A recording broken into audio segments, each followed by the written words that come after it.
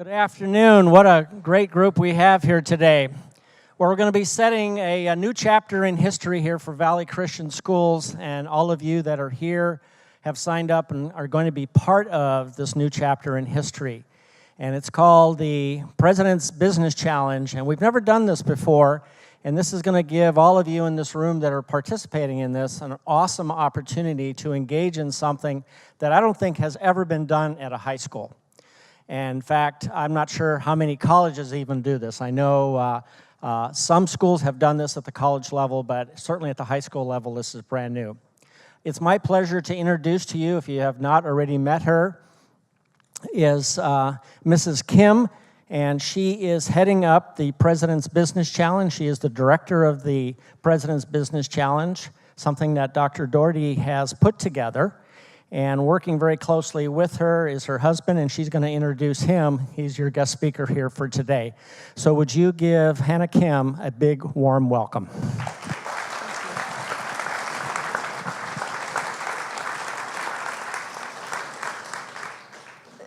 Thank you for coming. It's great to see all the students here today, and we hope that this will be a start of a great speaker series that you could take advantage of and learn about entrepreneurship. I have the privilege of introducing the first speaker, Danny Kim.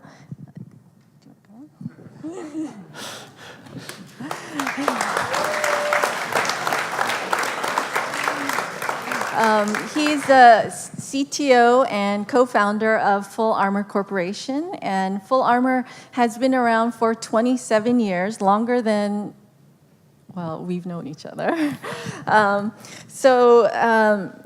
Full Armor services Fortune 500 companies in software security, and Mr. Kim has a passion for technology and education, so he works full-time for Full Armor, and he also works full-time for Valley Christian as the Associate Director of the AMZ program.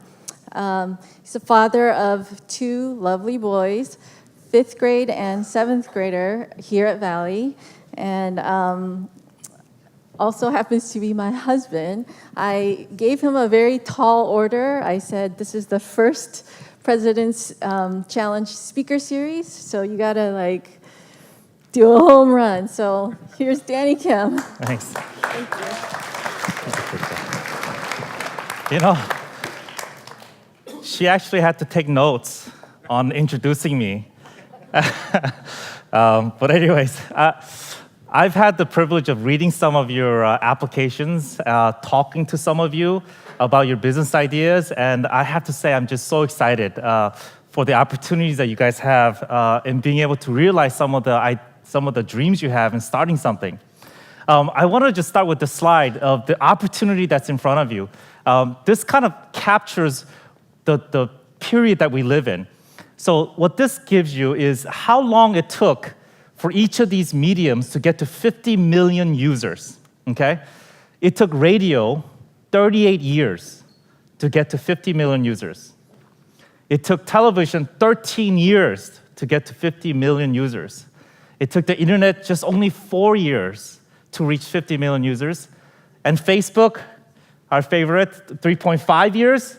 And then the Draw Something app took 50 days to reach 50 million users, all right? Can you imagine the reach you have? And actually, one of my most favorite entrepreneurs, the model with which I run my company, is actually Jesus.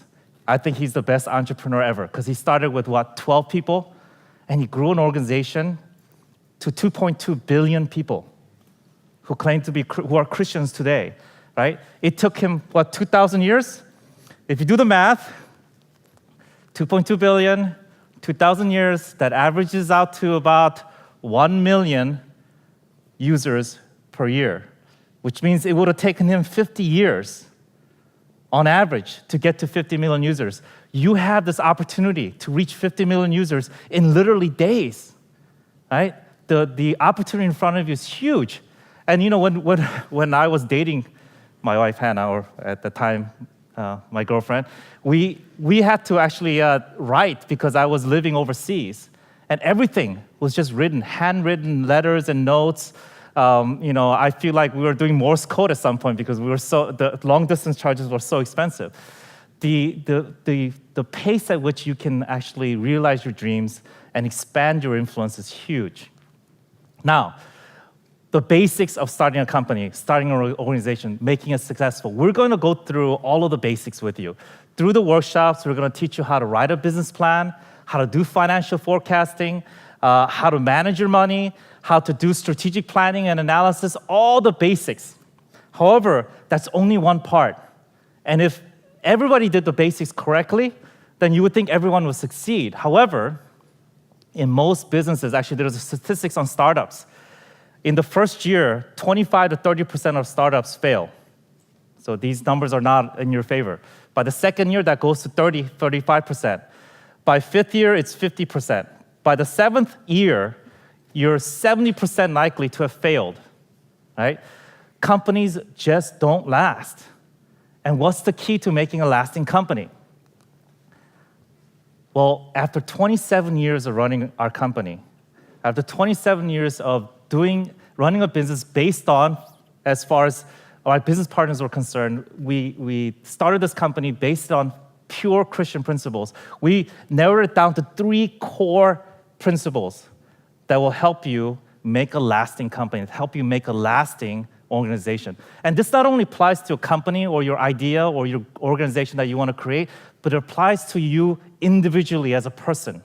If you can follow these guidelines, you as a person will become more successful, okay? The first one is passion. Now, this is gonna date me and put me on the corner of a geek, and that's kind of essentially what I was. When I was growing up in high school, I was a geek. I loved computers. And my parents spent, I think it was like $1,700 to buy this Atari 800. And at the time, it had 16K of memory. I don't know if that even says anything to you.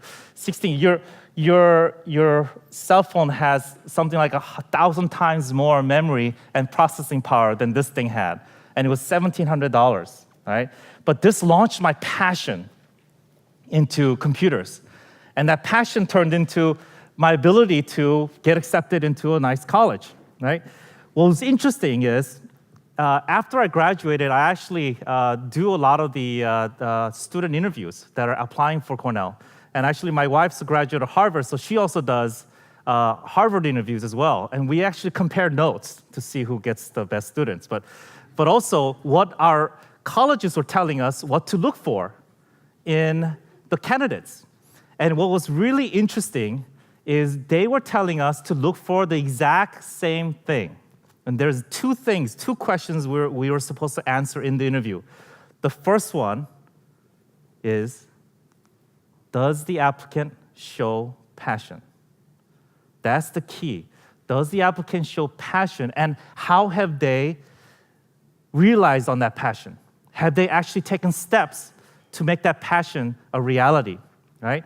And so when I was at Cornell, without even knowing this, the passion was driving us, and I met other friends of mine that were just as passionate, and we decided, hey, let's start a company, let's start a business, let's start something together. Very similar to where you are right now. If you're thinking about an idea, if you sign up for the President's Business Challenge, it's exactly where you are, except you're 4 to 5 years ahead of me, or where I was in college. And so when we decided to start a company, we put our heads together. We wrote a piece of software that did resume matching for Cornell. We actually sold it to Cornell.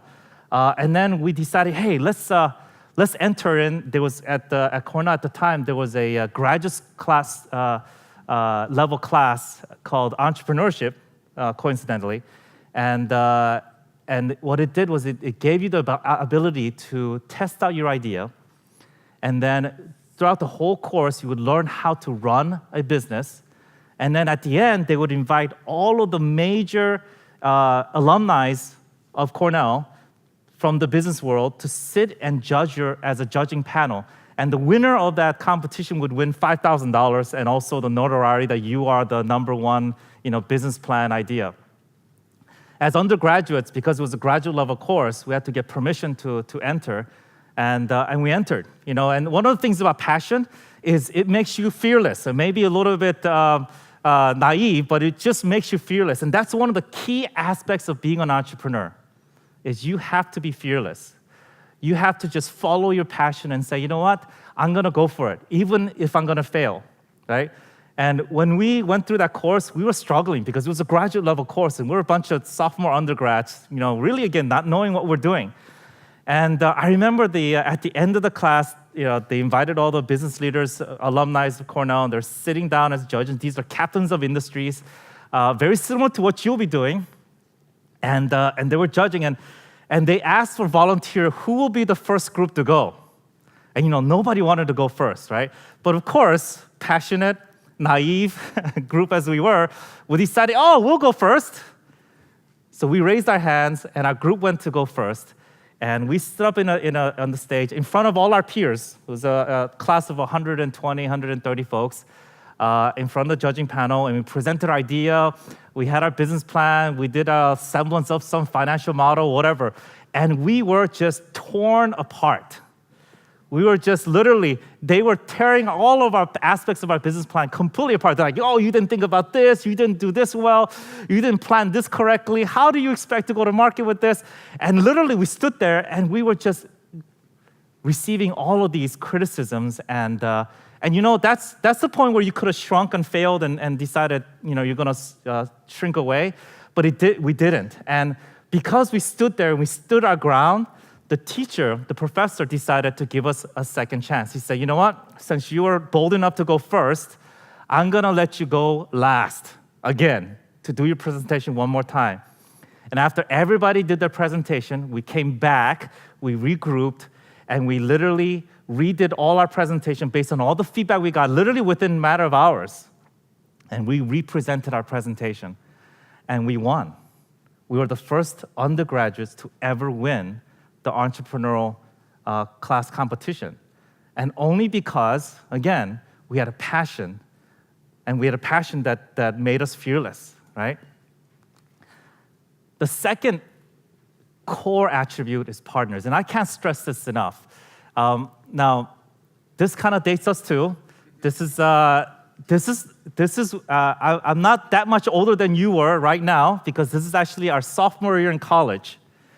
These are my roommates from college. And if you look at, if you're in the stages of forming your team, this is a very interesting look at the dynamics, right? He's a varsity wrestler.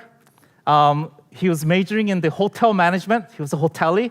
We would joke that he knew how to clean the toilets and cook, and he'd actually go to Cookies with Clark, which is one of his classes. And so he was our sales and marketing guy, right?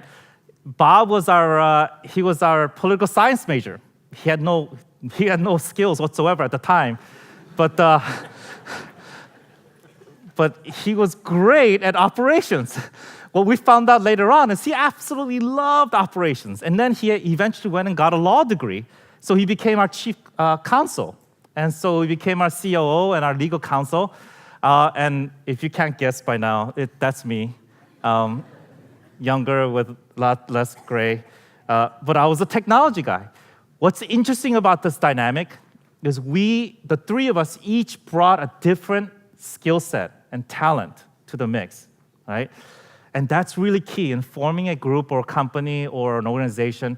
You gotta make sure you get people that each bring a different set of talents. Now, what's interesting, and the reason why, if you looked at this picture, and if I told you 27 years later, these three guys will be together, the odds would be completely against you or against us, and it was. The thing that bound us together, that kept us together, was that the three of us, had one ultimate goal in mind. The three of us all became Christians in college, in Cornell, and we all had one goal in mind, and that is, let's find a Christian company or a company based on Christian principles, and let's see if that can work. And that was it. Now, this was taken, so one of the things that we did, we kind of knew, at least we're smart enough to know that when we graduated college, we didn't have an experience to go and start our own company full time. So actually one of us, Rich, the guy in the middle, actually stayed with the company out of his parents' basement for 4 years with no pay. And the other two, me and Bob, went off to work for other companies. This was the first day after I quit my job. I was actually the general manager of the European division of a large company. And when the company was ready to receive me, I quit my job, gave up a huge salary, and that was my first day with zero pay. And that was one of the happiest times of my life. So it's not money, I can tell you, that makes you happy. Right? If you find a purpose, you find a good set of partners, and you work towards that purpose, it's going to make you happy. And here, this was taken recently. This is 27 years later. A lot less hair, a lot more gray, but just as happy. And what was the differentiator for us in the way we partnered with each other, and the thing that bound us together, the glue in between, was the principles with which we ran the company and the way we treated each other, and the principles with which we treated our employees. Now, what's very interesting is, obviously, for us, going back to biblical principles on how to treat others was the key cornerstone of how we ran our company. Everything from being fair, no favoritisms, being the first being the last being the first. We actually ran a company where we would be the last ones to get paid. There was obviously a lot of times when we would run out of money, and you will experience that at one point or another, and we would be the last ones to get paid. I can tell you, 27 years later, we have never missed a paycheck to our employees. But there are times that we went without pay for 2 years. I think that was the longest stretch we ever gone. And that means we would eat ramen and macaroni and cheese and really skimper down, but we made sure our employees were paid. And you know what? They saw that. And they saw the benefit and the principle behind that. And even though they may not have been Christians themselves, they saw the value of being Christian. And as a result, our employees have been with us. There's employees that have stayed with us for the last 12 years or more. People don't leave if you treat your employees and your partners with respect and with good principles. There's actually one guiding principle that we took away that really helped us a lot. There's a book called 1 Minute Manager by Ken Blanchard. He's actually a Christian guy as well. And it's a really simple way of managing. And this is something that you should be using to actually interact with each other. And there's just two advice, very simple, on how to be a very effective manager, right? One is, when you see something praiseworthy, praise that person immediately. When you see something that requires correction, correct that person immediately, right? And this is how it goes. If you see somebody and they've said there's something that is praiseworthy, you put your hand on them and say, you know what, John, this thing you did, and you specifically name it out. This project you did where you went above and beyond and you spent all night doing it, I really appreciate that. And you tell them how it made you feel. That made me feel as an owner like you're really involved and you're really dedicated to this company. And I really want to thank you for that. That took what? Less than a minute, right? It's 1 minute manager. The second part is if someone does something wrong.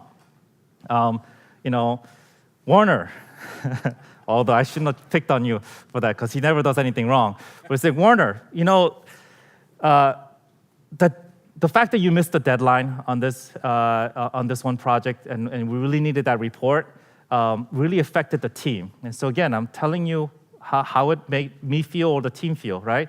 But you're a valued employee and you've done a phenomenal job throughout. So again, you're accentuating the positive of what he is and what he's contributed. But next time, I would love to see you be more attentive to the time and be able to put that that type of work ahead of time so that you can avoid this in the future. So now you're giving instructions how to correct that next time. If you do follow those type of principles and the biblical principles that's outlined in how to treat others, people will never leave you. They won't. And you can start growing a lasting company. Third is principles. As I told you before, one of the things that we did when we decided to start this company 27 years ago was we're going to found it on strong Christian principles, right? Now, principles mean nothing until you're tested, until you see how you behave when you're tested, right? I've seen so many companies in this industry say they're Christian-based or that they're principled or they're moral, but when it becomes really difficult, when things really get down to the wire, all of that goes away, and it's just words, right? Our first test came not too long. I think Walmart was our first big customer that we got. I think we graduated in 1994. So 4 or 5 years later, that was our first big customer, and we were so happy. It's like, wow, Walmart wants to use us as a vendor. And so they called on us and they said, you know what, we like your security product. We want you to change some of the products so that you can lock down and help secure all of our stores. It's like, oh, great! This is awesome. We're going to hit the big times. Walmart is the largest retailer in the world, right? 200 million people walk through their stores every month, and so we thought this is it. We've hit the big times, and so we wrote the program. And I was still working for the other company at the time. So nights and weekends, we're working away, and we got it to the point where we got the software done, and we uploaded it to or sent it over to Walmart, and they actually sent us the check or sent us the money, which is for us huge. It's going to launch our company. It was huge, and I remember what Walmart did at the time. They had 2,600 stores, so this is a map of all the stores that they have, and what they do is when they do software distribution, they'll upload it via satellite link, so it goes to all 2,600 stores immediately. Right? What we didn't know is I had a bug in the software, and it went up onto the satellite. It went to all 2,600 stores, and we crashed 2,600 computers in every store in Walmart. Right? And we got a phone call from their legal counsel. This is something you never want to get. Phone call from Walmart Legal, and they said, we are in the process of suing you. We not only will have stop payment on your check because they thought we would run away and deposit the check and run, but we're going to sue you. And at the time we didn't really own much, but it would have been, we were done for, right? How do you react in that type of situation? What guiding principles set in that says, you know what? We will fight you, or we'll run, or we'll, shirk our responsibilities. At the time, again, we said, you know what? We decided to do this. We're going to see this through. If this is the last thing we do before we go out of business, we'll do it keeping to God's principles. And so the response we gave was, you know what? We're honorable men. We acknowledge what we did. We will rectify, we'll correct it. We'll give you your money back, but not only that, we will pay for the redistribution of to all the stores and fix it. And the legal counsel on the other end of the phone did not expect someone to own up to their mistakes and respond like that. He was just taken aback. And so he was like, you know what? That's not something I was expecting. So, we'll give you 24 hours to try to fix this, and then we'll see what happens. We'll take other measures afterwards. So they gave us 24 hours, and I don't know if any of you guys are software people out there, but we had 300,000 lines of code, and I was the only programmer. And so I went into, Rich, my business partners, we actually worked out of his parents' basement. And so I went to his basement, and I literally was coding away. I was looking just frantically. And if 300,000 lines of code and try to find one bug, it's literally about, it's like taking a haystack the size of a football field and trying to find a needle in that haystack. It's literally impossible. And so 22 hours later, I still couldn't find it. I was just completely burnt out, absolutely nowhere to go.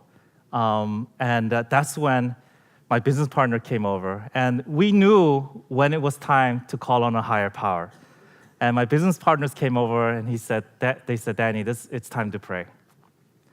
And so they literally, while I was seated and just half awake, they put their hands on me and they pray. I don't even know what they're praying about, give wisdom or whatever. But I can kid you not, as they were praying, in my mind's eye, I could see the code. And I could see it being pointed to one section of code in one line, and I mistyped one character. I wish I could show you that. Actually, in one of the other presentations, I was actually able to bring the source code up.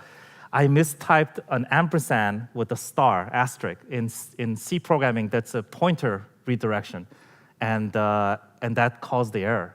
I took the asterisk out and replaced it with an ampersand, compiled, and it all worked. And we uploaded the software to the Walmart satellite, went down, and it fixed everything. It was amazing.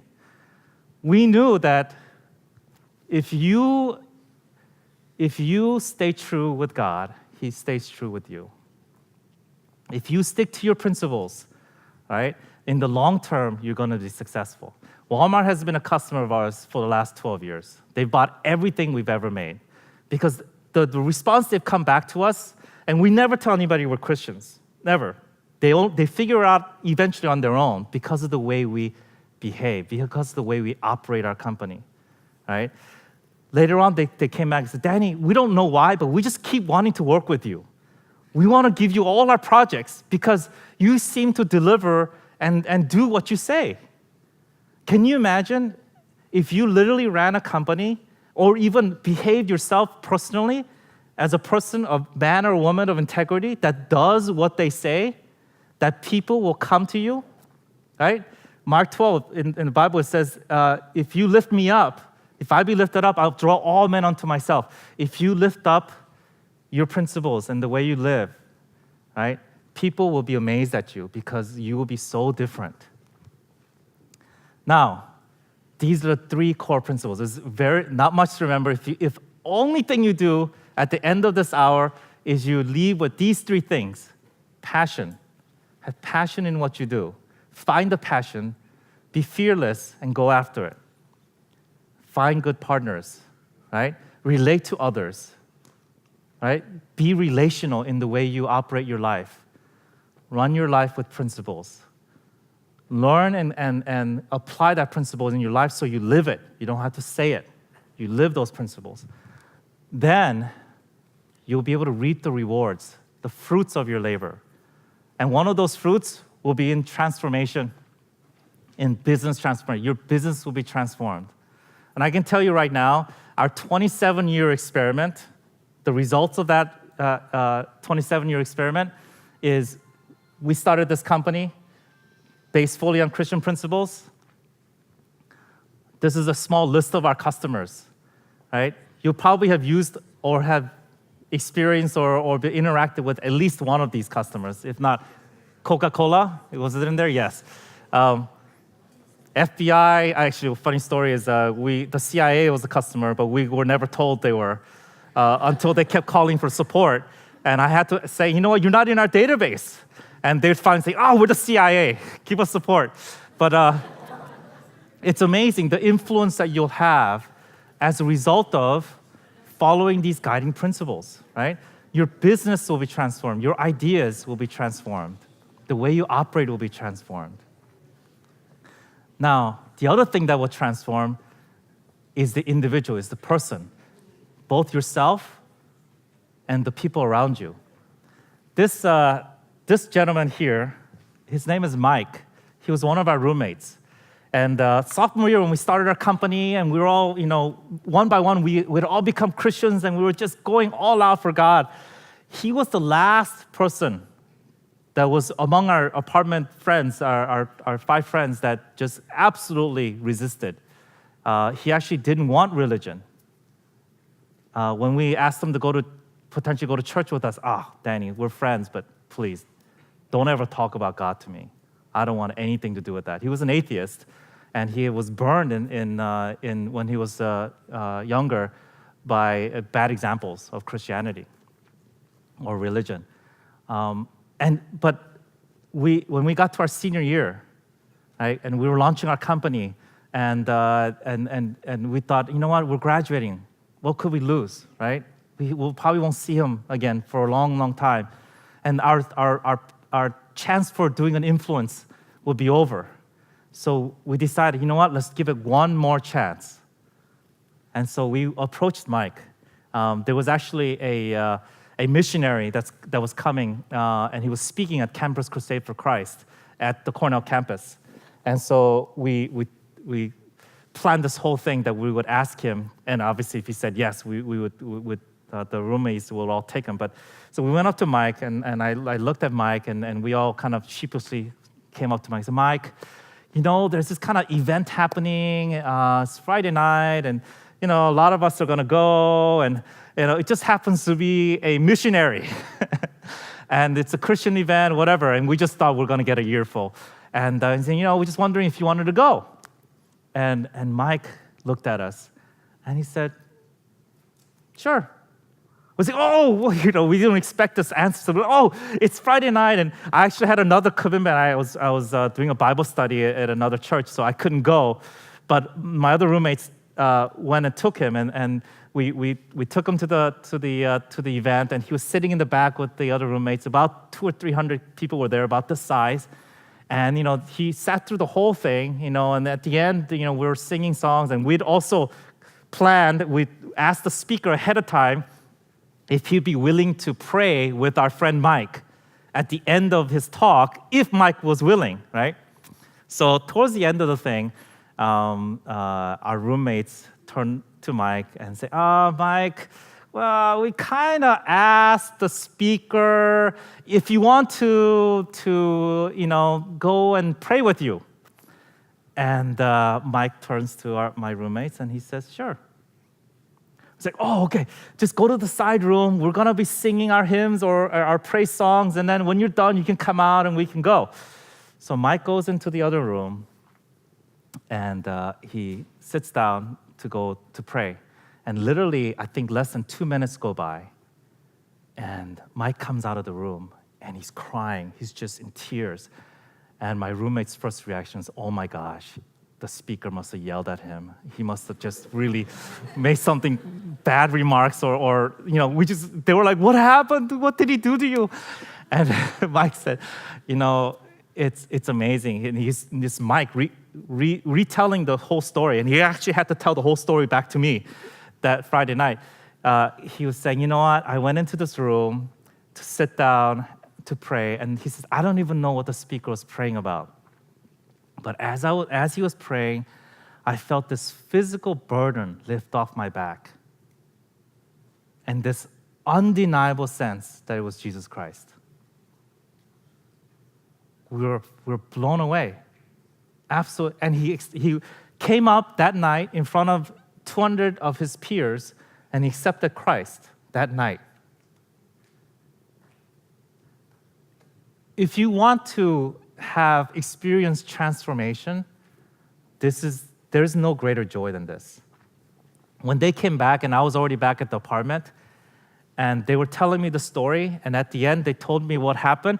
Literally, 5 of us, well, 4 of us, Mike was still in shock, so 4 of us, we were literally jumping up and down, screaming at the top of our heads in joy. I mean, I can tell you, there's very few things in this world that will bring you that much joy than to see a person transform. Now, here's the key.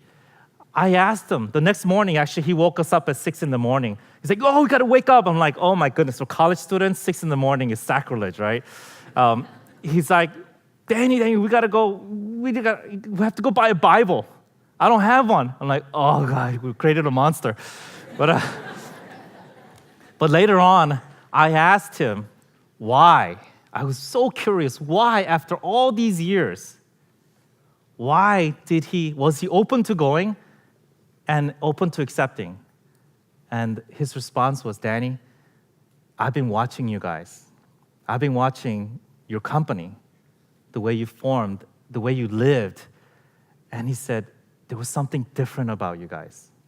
You operated differently. And it made me want that.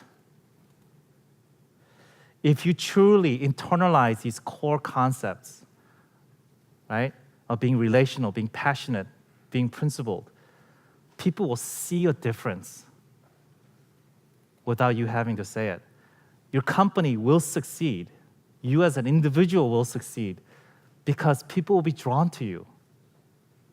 There's no better prescription for success than this.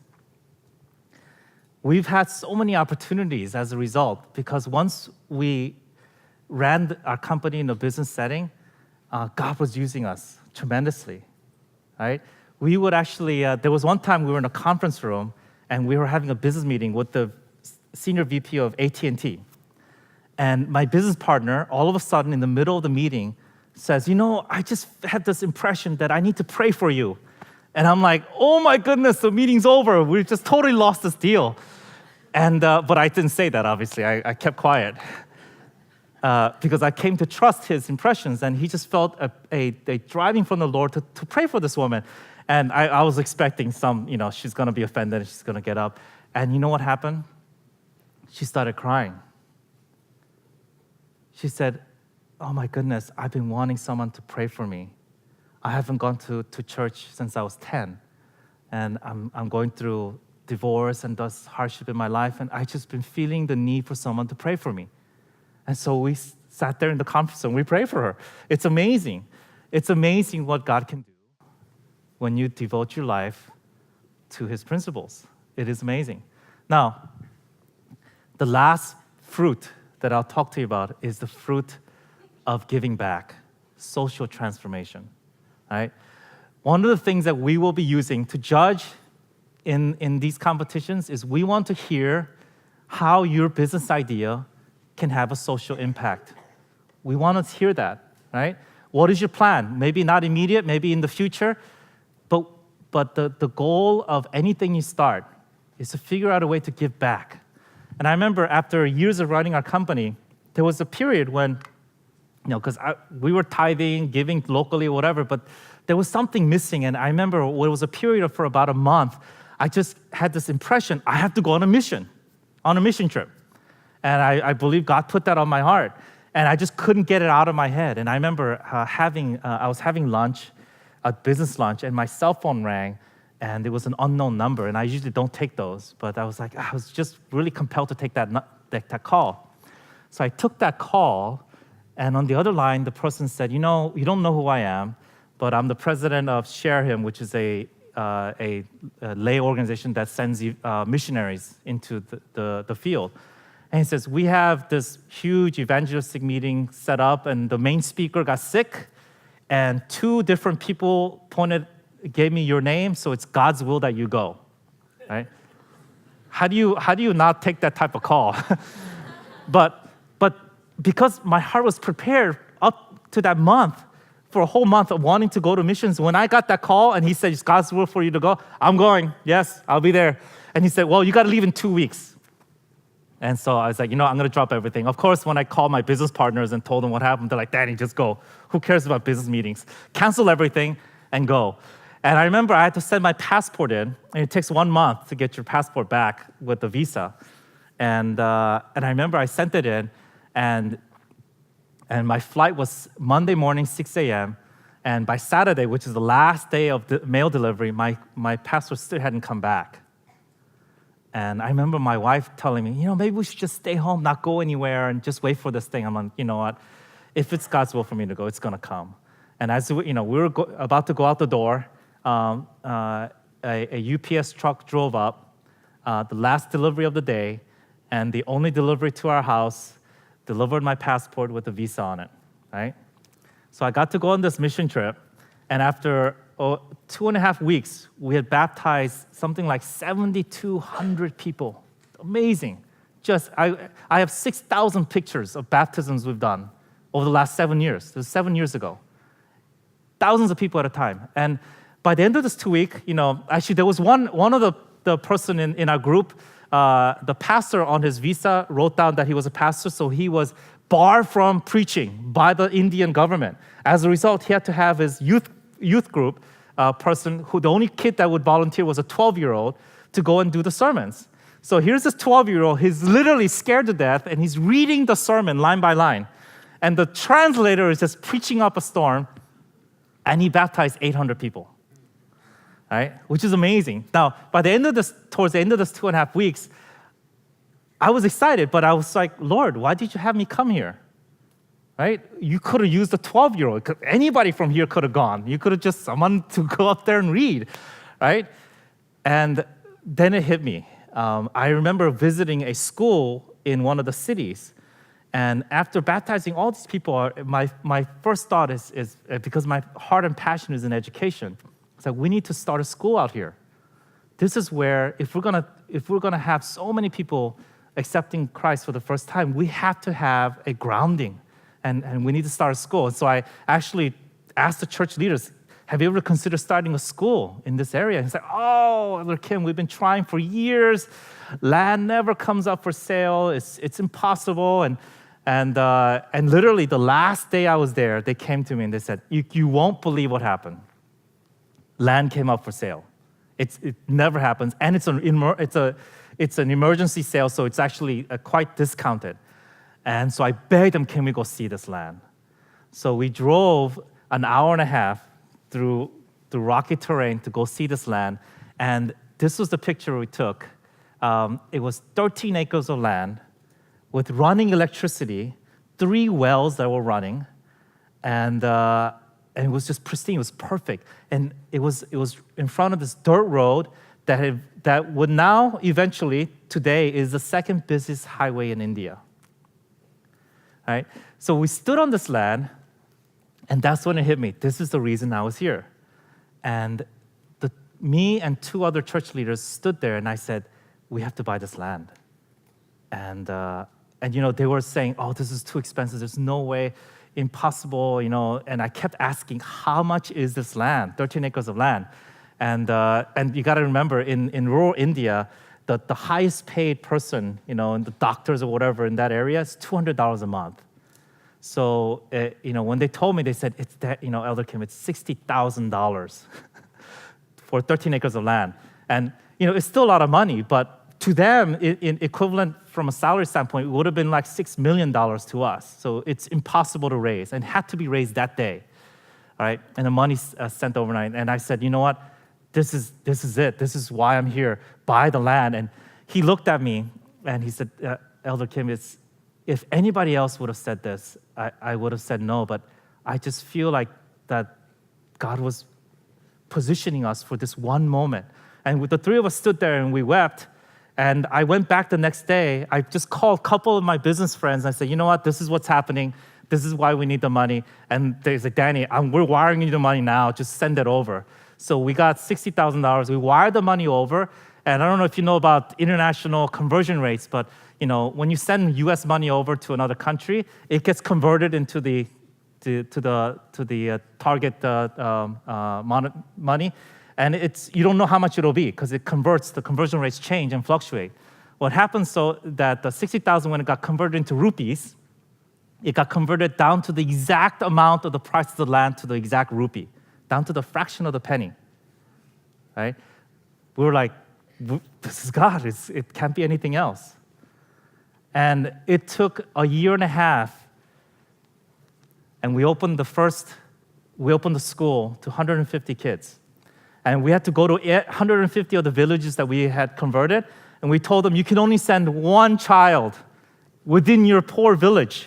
So most of them are like orphans or with parents who are sick, and they signed up. And then within 3 years, we had built the whole facility, and now it's a full running school with 600 kids, all from the neighboring villages. And because this school acted as the basis of doing evangelism, other evangelistic groups started coming. And as a result, in the last 7 years, from the statistics I was given, we've baptized over 140,000 people. It's amazing, the social transformation you can affect if you truly run your company, run your life with godly principles, godly character, right? So the opportunity that I see for you guys is more than just a chance to start a company or start a business. You're going to learn all the skills. You're going to learn all the basics. But our goal is to teach you how to be transformed, both individually and run a transformed company. We want to give you the role models that has run their lives with the same principles. And these are captains of industries, right? Kevin Compton is coming next week. He was one of the original partners at Kleiner Perkins. He's the one who invested in Google and eBay and all the major companies that you see today. Very sought after. I couldn't even get 2 minutes of his time if I wanted to, but he's going to come and speak to you. Right? He's one of the top venture capitalists in the Silicon Valley area. Steve Nelson was, for the past 10 years, he was the head of the Harvard Business School, the most sought after business school in the world. He ran it. He was the managing director of the Harvard Business School, and a very deep Christian guy. He actually was really funny story. He actually we know him from the Promise Keepers. He actually used to come to our apartment when we were starting our company to do Bible studies with us. So amazing guy, totally Christian principled. Again, rising up to the top in the industry, right? Pat Gelsinger, CEO of VMware, who's the 5th largest software company in the world. Again, deep Christian, running his life with Christian principles. We want you to learn from these role models on how to conduct and live your life and how to start or grow your company or your career. And this is applicable whether you're going into business, you're going into engineering, whether you're going into medicine, whatever the case is. If you follow these guiding principles and live your life that way, you can't help but be successful. So please, as what we want to do is spend the next 10 minutes. If you wanted to open up for question and answer, if you have any questions, we wanted to give you a chance to field your questions. I'm going to do something. Should we try the texting? If you have a question, just If you have a we'll pass you the question, mic. raise your hand. You'll be the first. Be bold. Be passionate.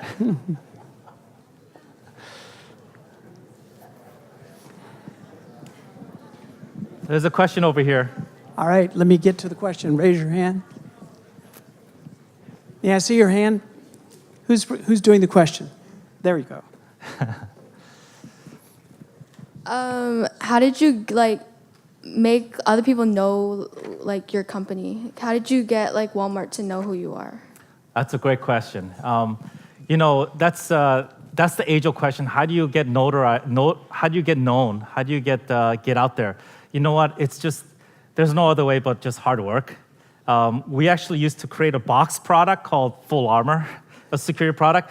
And we had to shrink wrap this box product, and we used to have it shrink wrapped and placed on the Walmart stores. And back in those days, when if you ever get into the box product field, you never make any money because you pay them to hold your box for you, and then if your product doesn't sell, you have to pay them back, and they send your box back.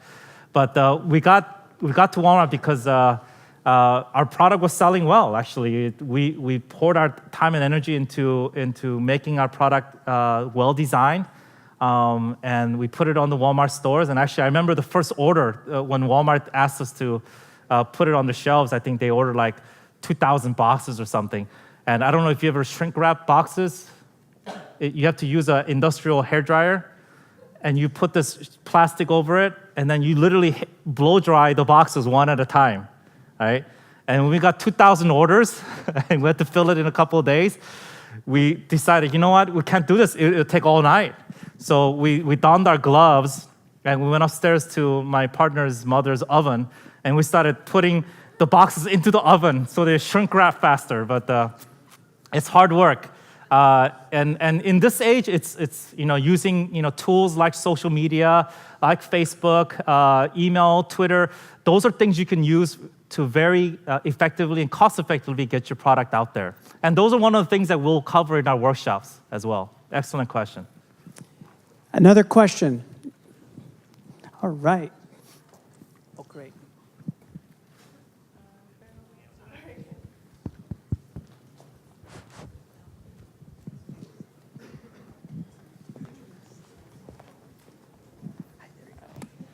What is one piece of advice you can give to us as like students or younger people?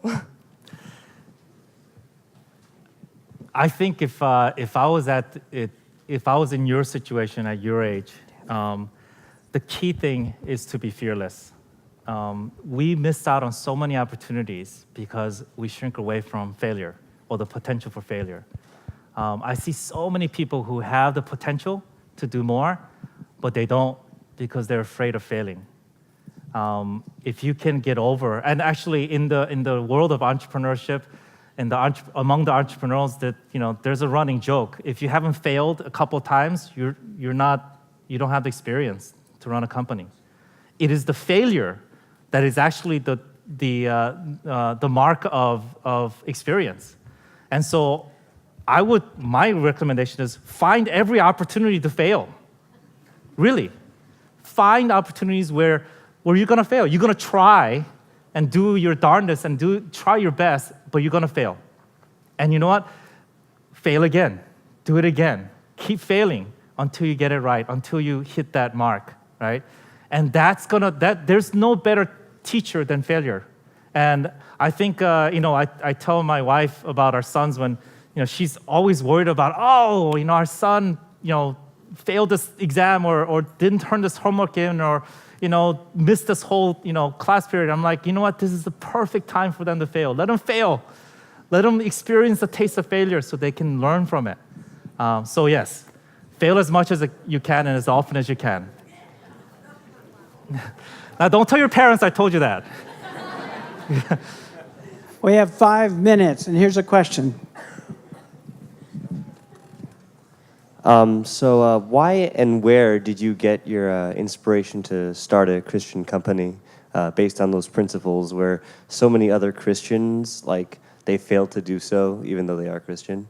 Yeah, that's a great question.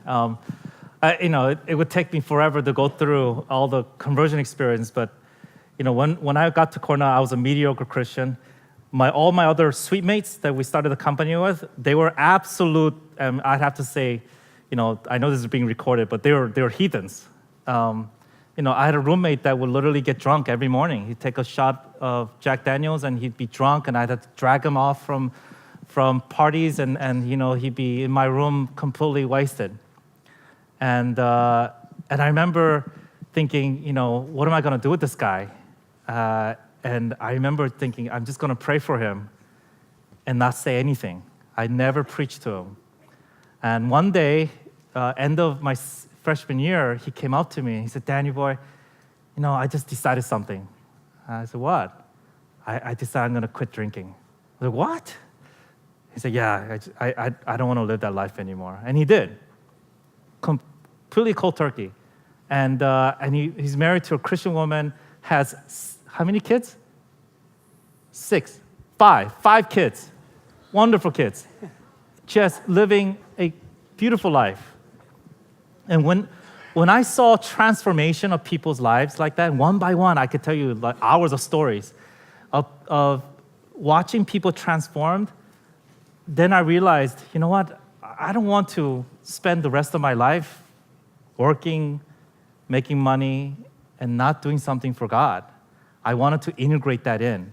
And so that was my passion. I wanted to do something where I can integrate my beliefs, my faith, and my skills and talent into one thing. Good question. Oh, there's an update that needs to be done. All right, so how much money did it take to start your company? Good question. There's two main tracks you can go down in when you start a company today. One is what's called bootstrapping. I don't know if you've heard that term. That means you're going to fund yourself. That's the mode we took. Working out of our parents' basement. We had credit cards that we used and borrowed some money here and there. We tightened our belts. Didn't eat much. Didn't spend much. That's one track. It takes longer to get a company launched that way.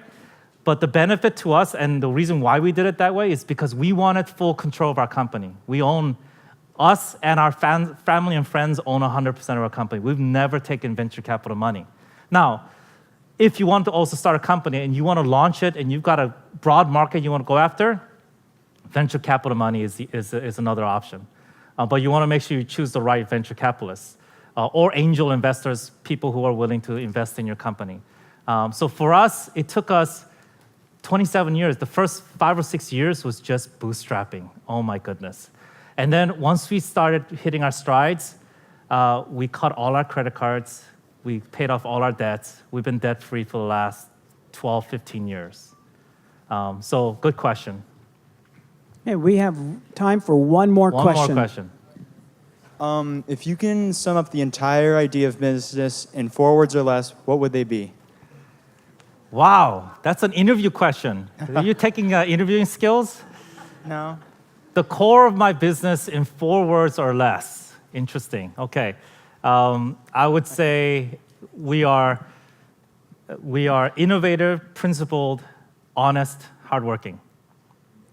And I only say that because those are the words we hear back from our partners and our customers. Actually, I usually don't tell people how big our company is because that's another question that usually comes up. We're only 14 people. Only 14 people. We've been about between 14 to 20 for the last 27 years. And most companies that work with us, they think we're 200 to 300 people at the type of output we do, right? And that is because we are focused, we're principled, we're hardworking, and we do quality stuff. So that's what I wish for you guys as well. Let's give them a hand. It's an honor to have Danny Kim and his wife, Hannah.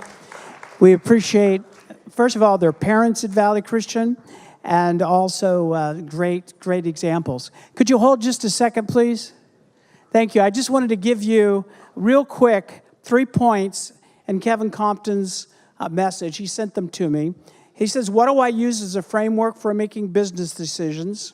You might want to know that if you're going to start a business. What have I learned from investing in early stage ventures like Centrex, Google, Amazon, and Juniper?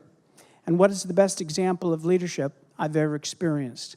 So that's next week. Looking forward to seeing all of you come back. Thank you very much.